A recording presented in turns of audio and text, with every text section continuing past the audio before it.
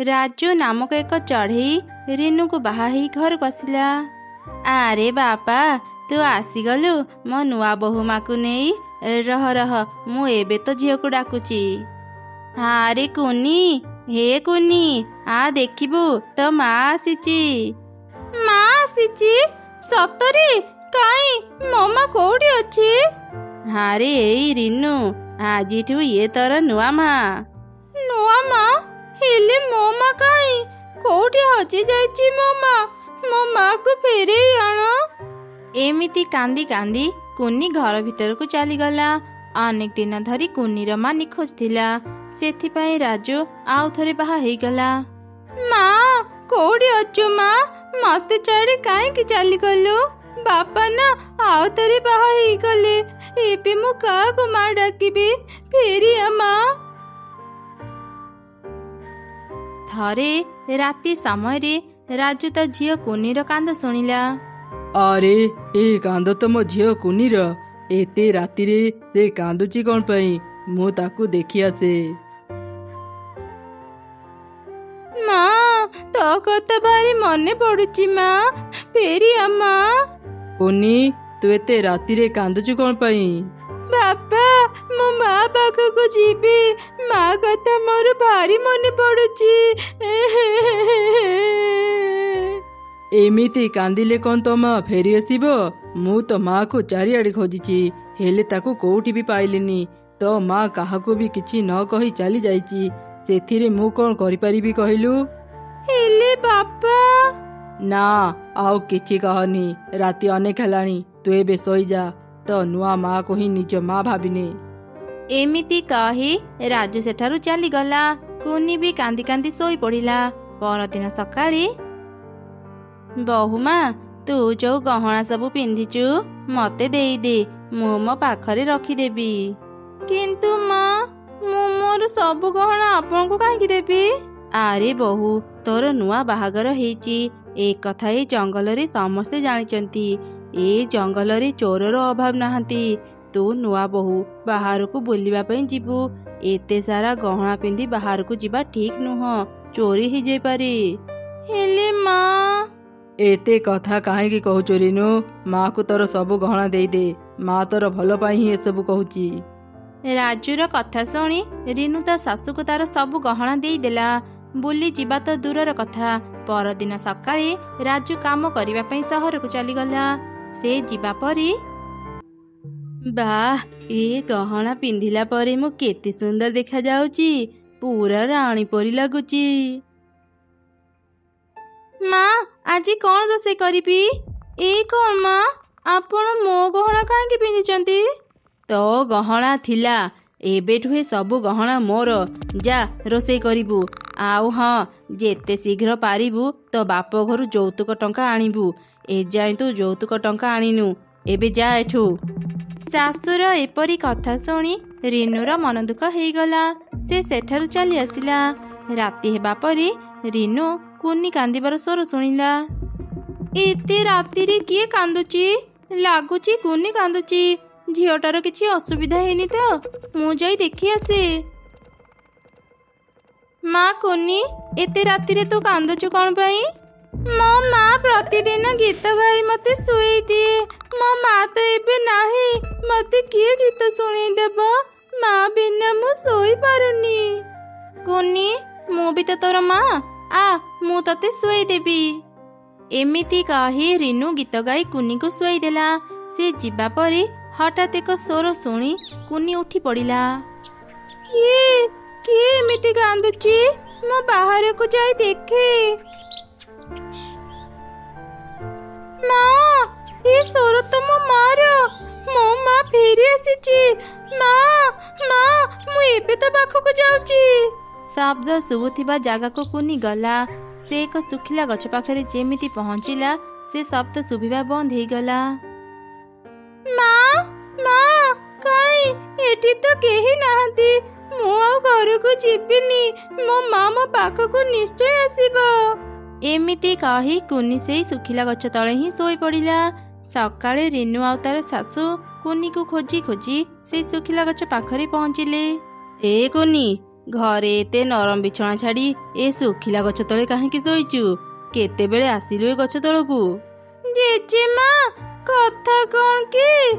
ମା, ଆଉ କୁନିକୁ ରାଗନ୍ତୁନି। ଛୁଆ ଲୋକ କେତେବେଳେ ଚାଲି ଆସିଥିବ। ମା କୁନି, ତୋ ଦେହରେ କେତେ ଧୂଳି ଲାଗିଯାଇଛି।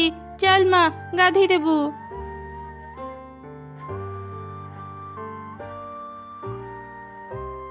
ଆରେ ମା କୁନି, ତୁ ସେ ଶୁଖିଲା ଗଛ ପାଖକୁ କାହିଁକି ଯାଇଥିଲୁ? ମୁଁ ଶୁଣିଥିଲି ସେ ଶୁଖିଲା ଗଛରେ କୁଆଡ଼େ ଭୂତ ରୁହନ୍ତି। ନୂଆ ମା, ଜାଣିଛ ଗତକାଲି ନା ସେ ଶୁଖିଲା ଗଛ ପାଖରୁ ମୁଁ ମୋ ମାର ସ୍ୱର ଶୁଣିଥିଲି। ସେଥିପାଇଁ ତ ମୁଁ କାଲି ସେଠି ଶୋଇ ପଡ଼ିଥିଲି। ଝିଅଟା ନିଜ ମା ପାଇଁ କେତେ କଷ୍ଟ ପାଉଛି। କାହିଁକି ଯେ ତା ମା ନିଜ ଝିଅକୁ ଛାଡ଼ି ଚାଲିଗଲା। ଆଚ୍ଛା ମା କୁନି, ତୁ ଖାଇବା ଖାଇସାରି ପାଠ ପଢ଼ିବୁ। ମୁଁ ଏବେ ଯାଉଛି।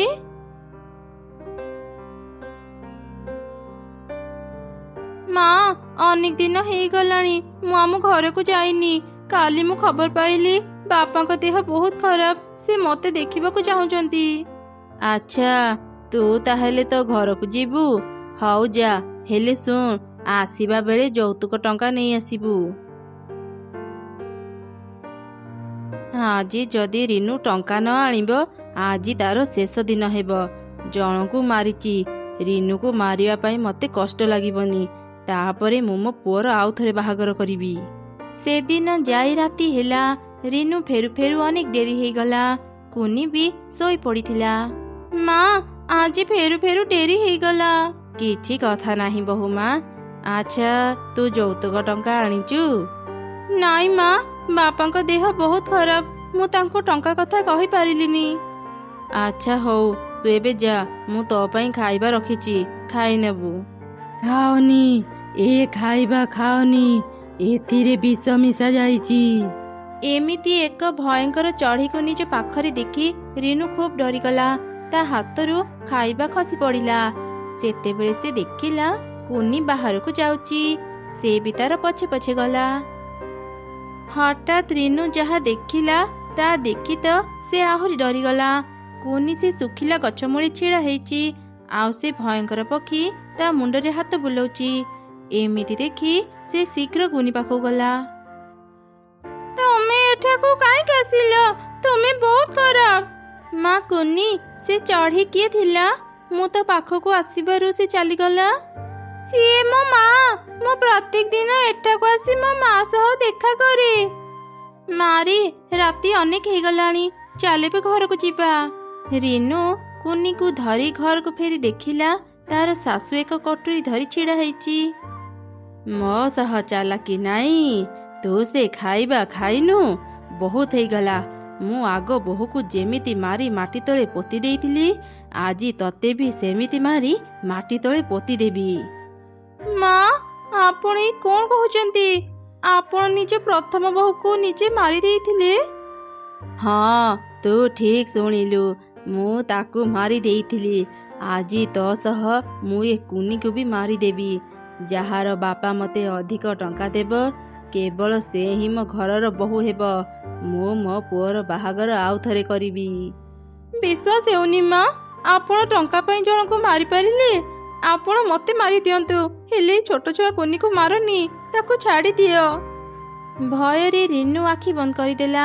ଯେତେବେଳେ ସେ ଆଖି ଖୋଲିଲା, ସେ ଦେଖିଲା ସେଇ ଭୟଙ୍କର ଚଢ଼େଇ ତା ଶାଶୁର ବେକ ଚିପି ଧରିଛି।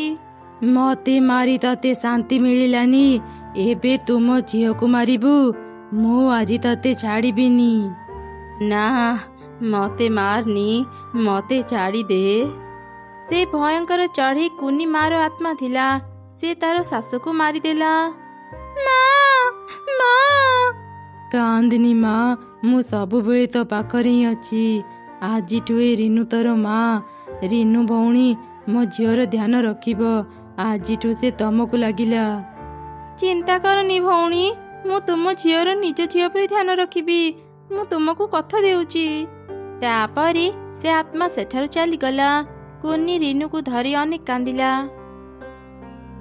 ଅନେକ ଦୂର ଏକ ଜଙ୍ଗଲରେ କୁନି ଆଉ ମୁନି ନାମରେ ଦୁଇଟି ଅନାଥ ଚଢ଼େଇ ଭଉଣୀ ରହୁଥିଲେ। ତାଙ୍କ ବାପା ମାଙ୍କ ମୃତ୍ୟୁ ପରେ ସେମାନେ ବହୁତ କଷ୍ଟରେ ଖାଇବା ଯୋଗାଡ଼ କରୁଥିଲେ। ହେଲେ ତାଙ୍କର ପୂର୍ବପୁରୁଷମାନେ ବହୁତ ଧନୀ ଥିଲେ। ସେମାନେ ନିଜର ସବୁ ଧନ ସମ୍ପତ୍ତି ମାଟି ତଳେ ଥିବା ଏକ ସୁନା ଘରେ ଜମା କରି ରଖିଥିଲେ। ସେ ସୁନା ଘରର ଠିକଣା ସେମାନେ ଏକ କାଗଜରେ ଲେଖି ଗୋଟେ ସିନ୍ଦୁକ ଭିତରେ ରଖିଦେଇଥିଲେ।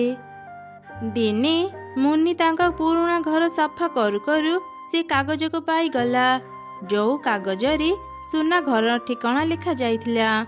ମୁନି ମନରେ ଲୋଭ ଆସିଲା। ସେ ସେଇ ଠିକଣା ଖୋଜିବାକୁ ବହୁତ ଚେଷ୍ଟା କଲା, ହେଲେ ପାରିଲାନି।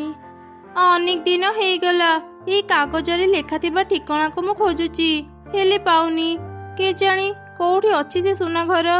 ଯାଏ ଆଜି ବି ଆଉଥରେ ସୁନା ଘରକୁ ଖୋଜି ଦେଖେ। ଏମିତି ଚିନ୍ତା କରି ମୁନି ଜଙ୍ଗଲରେ ବୁଲି ବୁଲି ସେ ଠିକଣା ଖୋଜିଲା, ହେଲେ ପାଇଲାନି। ଶେଷରେ ନିରାଶ ହେଇ ସେ ଘରକୁ ଫେରିଲା। ଆରେ ମୁନି, ତୁ କ'ଣ ଆଜି ବି ସେ ସୁନା ଘର ଖୋଜିବାକୁ ଯାଇଥିଲୁ?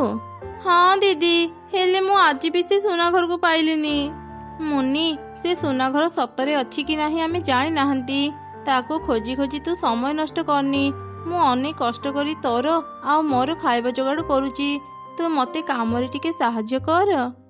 କଷ୍ଟ କରି ଖାଇବା ଯୋଗାଡ଼ କରିବା ଅପେକ୍ଷା ମୁଁ ସେ ସୁନା ଘରକୁ ଖୋଜିବା ପାଇଁ ଅଧିକ ପସନ୍ଦ କରିବି। ଥରେ ଯଦି ସୁନା ଘର ମିଳିଯିବ ନା, ଆମକୁ ଆଉ ଜୀବନ ସାରା କାମ କରିବାକୁ ପଡ଼ିବନି। ମୁଁ ତତେ ଆଉ ବୁଝେଇ ପାରିବିନି ମୁନି, ତୋ ଯାହା ଇଚ୍ଛା ତୁ ସେଇଆ କର। ହେଲେ ଗୋଟେ କଥା ମନେ ରଖ, ଲୋଭର ପରିଣାମ ସବୁବେଳେ ଖରାପ ହେଇଥାଏ। ଏମିତି କହି କୁନି ସେଠାରୁ ଚାଲିଗଲା। ମୁନି ତାର କିଛି କଥା ନ ଶୁଣି ପୁଣି ଥରେ ସୁନା ଘର ଖୋଜିବାକୁ ଗଲା। ଦିନେ ଗୋଟେ ବୁଢ଼ୀ ଚଢ଼େଇ କୁନି ଆଉ ମୁନି ଘର ରାସ୍ତା ଦେଇ ଯାଉଥିଲା। ହଠାତ୍ ସେ ବେହୋସ ତଳେ ପଡ଼ିଗଲା। ଘର ଭିତରୁ କୁନି ତାକୁ ଦେଖୁଥିଲା। ସେ ଶୀଘ୍ର ବାହାରି ବୁଢ଼ୀ ଚଢ଼େଇ ପାଖକୁ ଗଲା। ବୁଢ଼ୀମା, ଉଠ ବୁଢ଼ୀମା, ତୁମେ ଠିକ ଅଛ ତ? ଏତେ ଖରାରେ ତମେ କୁଆଡ଼େ ଯାଉଥିଲ ବୁଢ଼ୀମା? ଆରେ ମା, ମୋ ଘର ପାଖ ଜଙ୍ଗଲରେ। ସନ୍ଧ୍ୟା ହେବା ଆଗରୁ ମୁଁ ଘରକୁ ଫେରିବାକୁ ଚାହୁଁଥିଲି, ହେଲେ ଏତେ ଖରା ପଡ଼ିଛି ଯେ ମୁଁ ଆଉ ଆଗକୁ ଯାଇପାରିଲିନି। ବୁଢ଼ୀମା, ଆଜି ରାତି ତୁମେ ମୋ ଘରେ ରହିଯାଅ। ସକାଳେ ଖରା ବାହାରିବା ପୂର୍ବରୁ ହିଁ ତୁମେ ନିଜ ଘରକୁ ଚାଲିଯିବ।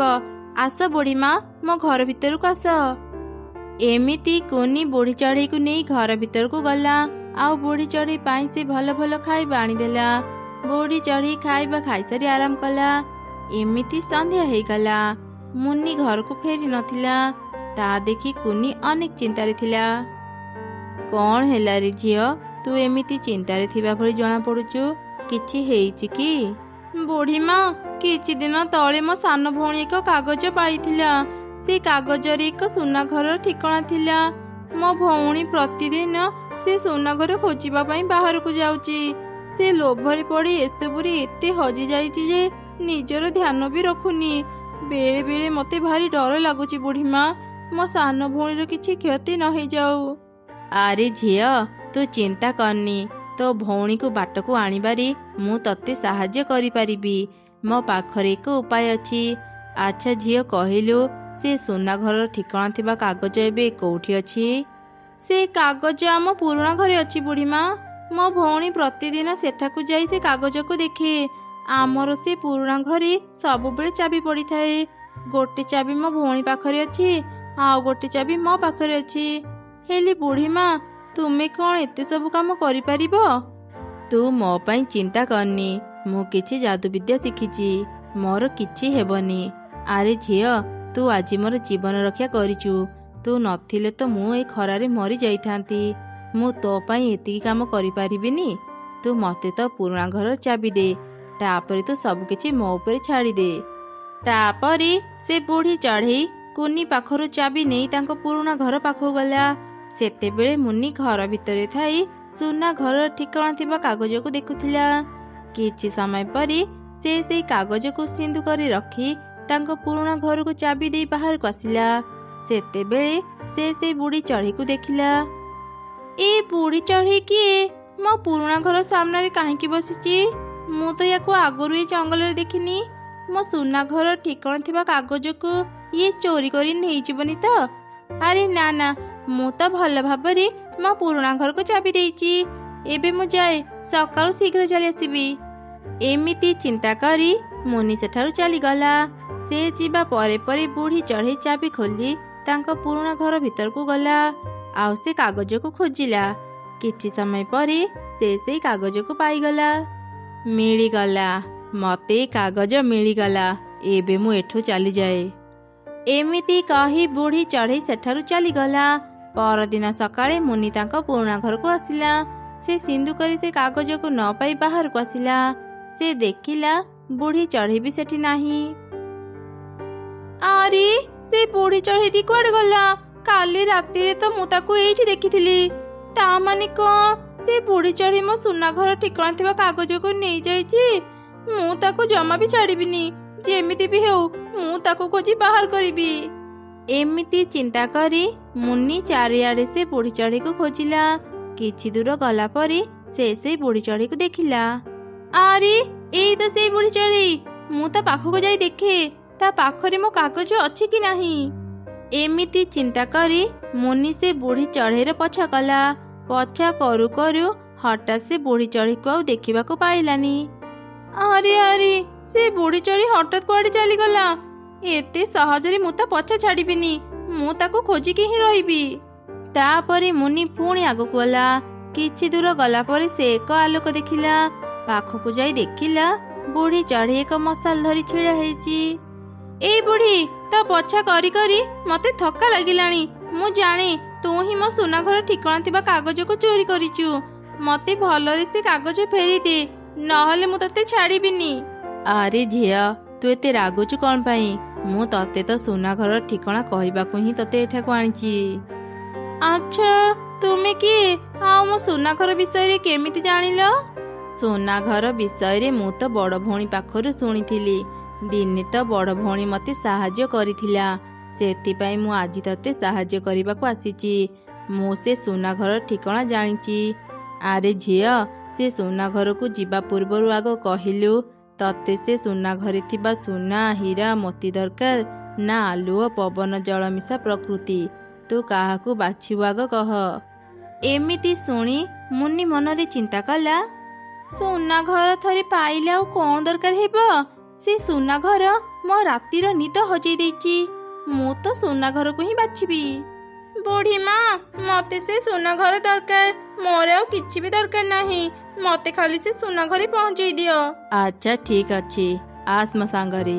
ତାପରେ ବୁଢ଼ୀ ଚଢ଼େଇ ମୁନିକୁ ଧରି ଏକ କୂଅ ଭିତରକୁ ଗଲା। ସେଇ କୂଅ ଭିତରେ ଥିଲା ସୁନା ଘର। ସୁନା ଘରକୁ ଦେଖି ତ ମୁନି ଖୁସିରେ ଦୌଡ଼ିକି ସେ ଘର ଭିତରକୁ ଗଲା। ଏତେ ସାରା ସୁନା ଦେଖି ସେ ସେଇ ସୁନା ଉପରେ ଶୋଇ ପଡ଼ିଲା। ମିଳିଗଲା, ମତେ ମୋ ସୁନା ମିଳିଗଲା।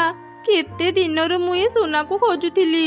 ଆଉ ମୁଁ ଏ ସୁନା ଛାଡ଼ି କୁଆଡ଼େ ବି ଯିବିନି। ଆଚ୍ଛା, ତୁ ତାହେଲେ ଏଇଠି ରହିବୁ, ଆଉ ବାହାରକୁ ଯିବୁନି? ହଁ ହଁ, ମୁଁ ଆଜିଠୁ ଏଇଠି ରହିବି। ଆଉ ଏ ଜାଗା ଛାଡ଼ି କୁଆଡ଼େ ବି ଯିବିନି। ଏମିତି ଶୁଣି ବୁଢ଼ୀ ଚଢ଼େଇ ମୁନିକୁ ଏକା ଛାଡ଼ି ସେ କୂଅ ଭିତରୁ ବାହାରି ଆସିଲା। ଏହିପରି ଅନେକ ଦିନ ବିତିଗଲା। ଭୋକ ଶୋଷରେ ମୁନି ଦିନକୁ ଦିନ ଦୁର୍ବଳ ହେଇଗଲା। ସେ ଯେତେ ଚେଷ୍ଟା କଲେ ବି ସେ ସୁନା ଘରୁ ବାହାରି ପାରୁନଥିଲା। ପାଣି, ଭାରି ଶୋଷ ଲାଗୁଛି। କେତେ ଦିନରୁ ମୁଁ ବାହାରର ପରିବେଶ ଦେଖିନି। ସମସ୍ତେ ଖାଇବା ଖୋଜିବାକୁ ଏବେ ବାହାରିଥିବେ, ନଦୀରୁ ମିଠା ପାଣି ପିଉଥିବେ। ଅନେକ ଦିନ ହେଇଗଲାଣି ମୁଁ ପାଣି ପିଇନି। ମତେ ଭୋକ ବି ଲାଗୁଛି। ମୋର ଏ ସୁନା ଘର ଦରକାର ନାହିଁ। ମୁଁ ଏ ଘରୁ ବାହାରିବି। ବୁଢ଼ୀ ମା, କୋଉଠି ଅଛ ବୁଢ଼ୀ ମା? ଦୟାକର ମତେ ସୁନା ଘରୁ ବାହାର କରିଦିଅ। ମୁନିର ଏପରି ଚିତ୍କାର ଶୁଣି ବୁଢ଼ୀ ଚଢ଼େଇ ସେ ସୁନା ଘର ପାଖକୁ ଆସିଲା। ଆରେ, ତୁ ମତେ ଏବେ କାହିଁକି ମନେ ପକଉଛୁ? ତୁ ତ ସୁନା ଘରକୁ ଖୋଜୁଥିଲୁ, ମୁଁ ତତେ ଦେଇଦେଲି। ଏବେ ତୁ ଖୁସିରେ ନ ରହି ଏ ଘରୁ ବାହାରିବାକୁ ଚାହୁଁଛୁ? ହଁ ବୁଢ଼ୀ ମା, ମୁଁ ଏ ଘରୁ ବାହାରିବାକୁ ଚାହୁଁଛି। ମୋ ଜୀବନ ନ ରହିଲେ ଏ ସୁନା ମୋର କୋଉ କାମରେ ଆସିବ? ମୁଁ ମୋ ଭୁଲ ବୁଝି ସାରିଛି ବୁଢ଼ୀ ମା। ମୁଁ ଆଉ କେବେ ବି ଏ ସୁନା ଲୋଭରେ ପଡ଼ିବିନି। ଦୟାକରି ମତେ ଏଠୁ ବାହାର କରିଦିଅ, ନହେଲେ ମୁଁ ନ ଖାଇ ନ ପିଇ ମରିଯିବି। ଆଚ୍ଛା, ଠିକ ଅଛି, ମୁଁ ଏବେ ତତେ ଏ ଘରୁ ବାହାର କରିଦେଉଛି। ଏମିତି କହି ବୁଢ଼ୀ ଚଢ଼େଇ ମୁନିକୁ ସେ ସୁନା ଘରୁ ବାହାର କରିଦେଲା। ମୁନି ଶୀଘ୍ର ଘରକୁ ଯାଇ ତା ବଡ଼ ଭଉଣୀକୁ ସବୁ କଥା କହିଲା। ସେବେଠାରୁ ସେ ଆଉ ଲୋଭ କଲା ନାହିଁ। ସବୁ କାମରେ ତା ବଡ଼ ଭଉଣୀକୁ ସାହାଯ୍ୟ କରୁଥିଲା।